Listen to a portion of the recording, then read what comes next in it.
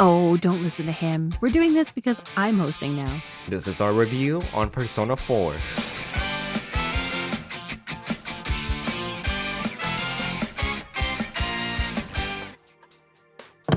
As I said, I'm Captain and you're Luna, alright? Oh, it's recording? Yeah. Welcome back to Persona-thon. As you can see, there's been a few changes going around. Due to some budgeting issues, we had to make several compromises for our next productions. Oh, don't listen to him. We're doing this because I'm hosting now.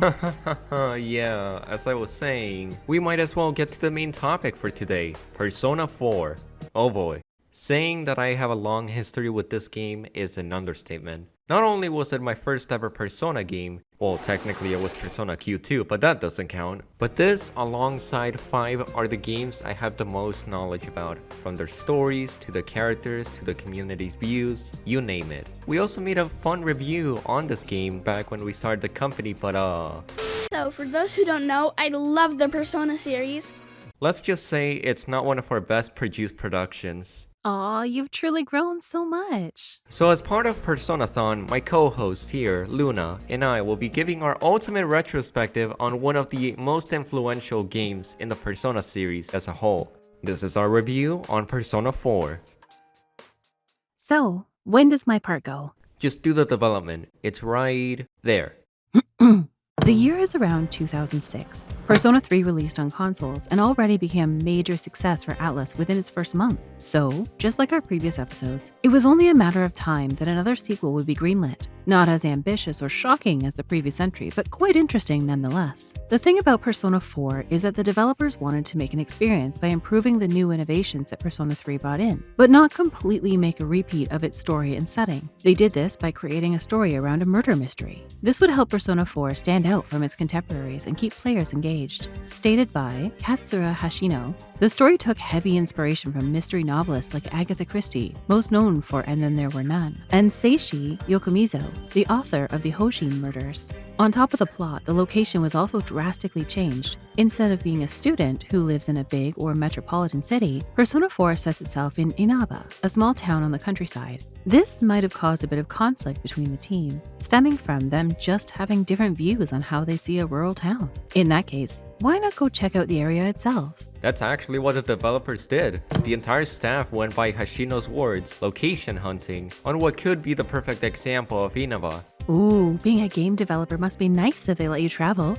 He describes the goal as to find a quote, for better or for worse, a run-of-the-mill town. Despite this being a brand new sequel, the budget remained around the same as Persona 3's. This led to the teams making a few compromises, such as not really having a lot of places to go in 4. Fortunately, they made it up by having several in-game activities that can raise your stats. There's also been a lot of improvements from Persona 3, like letting you control your party members, and the weather forecast system. In other words, having days with certain conditions that heavily affect the story. Nevertheless, everything was settled and we got an official reveal for P4 in the Japanese gaming magazine Famitsu in March of 2008. And that's kinda it for Persona 4's development. The best way to really put it is, just build off of Persona 3. Which makes sense. Persona 3 has become an incredible step in the franchise. It would only make sense to build off the momentum and unique style it brought. Soon after, Persona 4 will be released in July of 2008 in Japan and December of the same year in North America. With that settled then, why don't we take a look at the story and what it has to offer? Want to take the shot, Luna?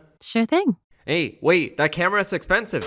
Persona 4 takes place in Inaba, a rural Japanese town. You play as Yu Narukami, is that right? So, you play as Yu Narukami and stay over with your uncle, Ryotaro Dojima, and your cousin, Nanako, for a year. All seems well until you start hearing rumors about the Midnight Channel. It's stated that if you watch it while it rains at night, you'll meet your soulmate. This leads to Yu and his new classmates like Yosuke and Chie to check to see if this is even possible. In doing so, you eventually stumble across this new world inside your TV. During all this, there's also been a few murders around Inaba. It soon becomes up to you, Chie, Yosuke, Yukiko, and a few of the victims of this case to solve this mystery. Huh, this is actually a pretty nice concept. I don't know how to feel about you playing a game with death though. Anyhow, that's really all you need to know on the main plot. The thing about Persona 4 is that its story is a lot simpler compared to any other entry. You really just hang out with your friends while also solving these cases. It's a super cool yet silly concept that in execution is done fantastically, with one major flaw however. One major thing about writing a murder mystery is that you need to maintain suspense and wonder for the viewer, otherwise it'll just make it boring for them. Persona 4 really understands this well in the beginning. It sets you up with a sense of wonder and that eerie feeling when you go to the first dungeon with Yosuke. You've never seen these shadows, and once you're a few days in, you're really trying to see what connection lies to TV world and the murders, coming up with theories based on patterns and everything. And I will admit, the ending and finding out who was really behind it all was the best part. Don't worry, we'll get to that in a moment. Here's the thing though, it's somewhat predictable, for around the middle portion at least. You see, once you realize that people on the Midnight Channel get taken to a TV world, you go and save them. You do this by first getting some intel about the victim for Teddy, one of the people who live on this world, so he can find the location of the victim.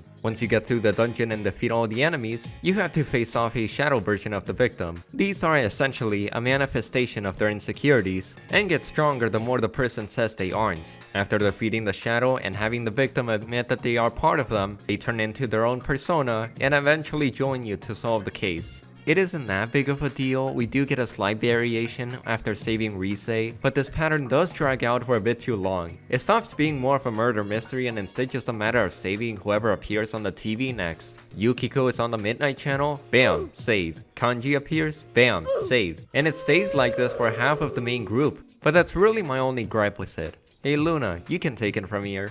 The whole message of being okay with your insecurities is really well done, thanks to the shadow versions of the characters. It gives a good representation of their past and the struggles they're going through. For example, Yosuke's shadow represents his distaste for living in Inaba and just working at Chuns. Not only that, we get to see him heavily grow throughout his social link, and by the end, he's perfectly content with where he is and appreciates you being his partner. Oh, and let's not forget Nanako. She loves calling you Big Bro, and she's just a sweetheart. Speaking of which, P4's characters are in my opinion the best in the series. No really, I will argue until the end of time that Persona 4 has the best cast of characters. Yes, some of them are borderline anime cliches, and this is where Atlus really started pushing for that anime style writing. But come on, there's a certain charm to it. You got Rise, who's this famous idol who decided to stop working for her manager due to how overwhelming her job can be, but after talking to Narukami, she learns to appreciate herself and becomes confident enough to come back to her role. We got Teddy, who places the comic relief in the cast, but he's so funny to watch. Some say he's annoying because of his voice, but how can you hate this dude? That's the thing I love about Persona 4. Despite having a pretty serious sounding concept for the plot,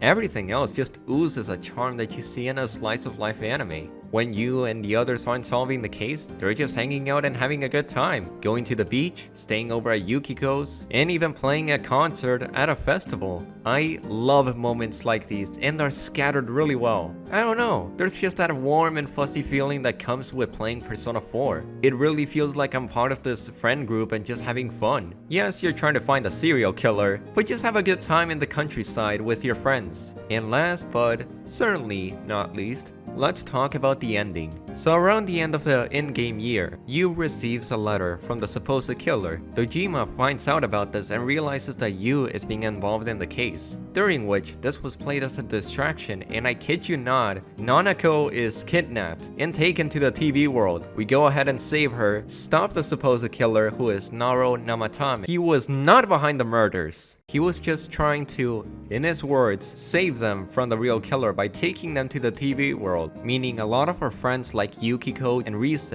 were in fact there because of him. Sadly, Namatame did not know that the other world is where they could have actually died if it wasn't for Narukami. Not to mention, the group notices a lack of true motivation and honesty from Namatame, so they're back in square one. Upon further looking at the evidence and justifications on who was in charge of investigating the murders, there could only be one option left. Toru Adachi, the guy who was with Dojima the whole time and acting like a weirdo. Wait, who? Ah, right, sorry. So a bit of context. Dojima's a detective solving the murders around Inaba. Adachi is just his assistant who helps out and talks to the cast. Yes, it is true. The killer was right under our noses all along. Okay, in all seriousness, this was kind of a cool twist. I loved it. Adachi's just a dude who's trying to do well in life. How can this guy be behind several homicides in a small town? Either way, we gathered this info and immediately rushed to the TV world to find, what do you know, Adachi for one final confrontation. And I'll admit, this was a very symbolic moment. You see, there's actually a lot of depth behind Adachi. Think about it. This dude has gone through so much crap. He's often treated like an outcast, has had nobody to really talk to and be happy. Then he sees Narukami and all his friends having a great time together. That gives him envy and causes him to ruin the lives of others as a way of revenge. I'm not justifying his actions, but the fact his whole motivation and ideals stem from mental issues and isolation from others really makes him one of the most realistic feeling antagonists in the series. Persona 4 has a deeper and more complex villain than any of these guys here. I really mean it. It is shocking. He's definitely one of the more disturbing ones too, just because of how real people like Adachi do exist out there. But that's the thing, Adachi is a perfect example of how messed up a person can become. It's weirdly poetic in a sense for a game like Persona 4 to have this kind of message and representation, and I cannot stop appreciating it. After defeating Adachi and then the mighty god you need to face, Amenosagiri, Adachi agrees to turn himself in, and you hang out with the rest of the time with your friends. Sadly, this doesn't stay for long though. You say your goodbyes, you tell them you love them, and you go back to the city. Just wow. Let that sink in. What can I say that hasn't been said already? Persona 4 honestly has one of the best stories in this series. There's really something for everyone in this title, and there's a massive reason for why it's the most beloved entry in the series. With so many productions just looking into it, dissecting every single detail this game has to offer, you name it. Anyhow, why don't we get to a gameplay? Just a quick note by the way, we're gonna base off our opinions on Persona 4 Golden, so we'll get into all this in a moment. Hey Luna, you're up now.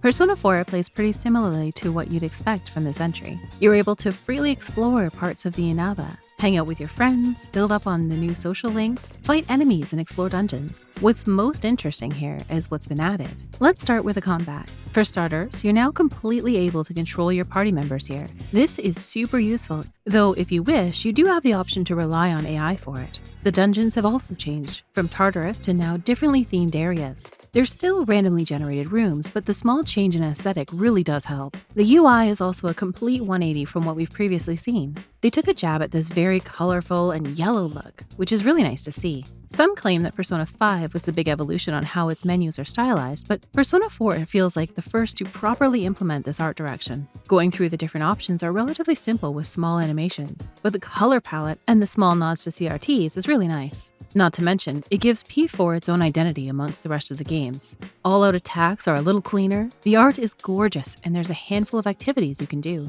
from reading, getting a job, to even traveling to other towns. You can even buy costumes for the characters, which is really nice. As a whole, this is more or less just what Persona 3 did, but heavily improved on. If anything, it's much closer to Persona 3 Portable, gameplay-wise, but just with the things that were removed from that version. Animated cutscenes, playable party members. Guess I could also mention some of the more minor things we've noticed. Shuffle time has been changed to be a lot easier to get boosts in Personas. That status mechanic is gone, there's less physical attacks you can do. And I think that's about it. Hey, Minty, I'll baton pass this next section to you.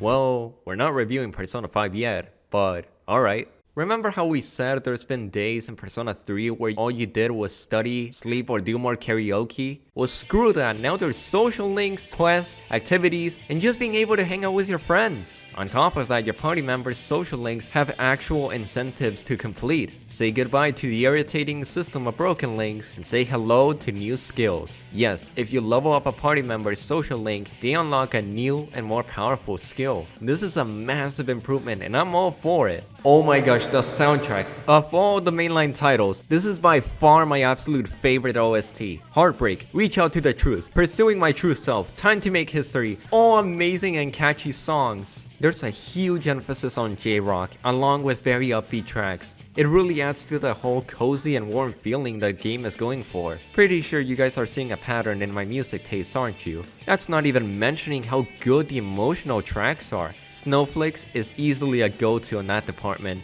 anime cutscenes are just as good. The UI in Golden, oh my god, the UI, absolute favorite in the series, even more than 5. Call me insane, but when they do this whole 60s pop art style, it looks gorgeous. It's one of the main reasons I want to see a Persona 4 remake. What else is there? Ah shoot, we gotta do the Marie stuff, right? Alright, so, when Persona 4 Golden released, one of the biggest additions to the vanilla version was the inclusion of Marie. She's meant to be an assistant in training for Igor and Margaret. To get further info on the storyline, you have to max out her social link by December 3rd. If you don't, you lose access to her story and dungeon. Throughout her social link, Marie tries to figure out who she is. Yeah, she's helping in the Velvet Room, but she's not really an attendant. Soon after, we get revealed that she is Kusumi no Okami, a being in great power similar to Ameno Sagiri, and possesses the role to keep an eye to the real world and inform Ameno and Kunino Sagiri what people wish for. After defeating Ameno, the fog inside her passes over to Marie, which takes over her and tries to make her disappear from the world. So to combat this, she decides to go to the Hollow Forest to kill herself.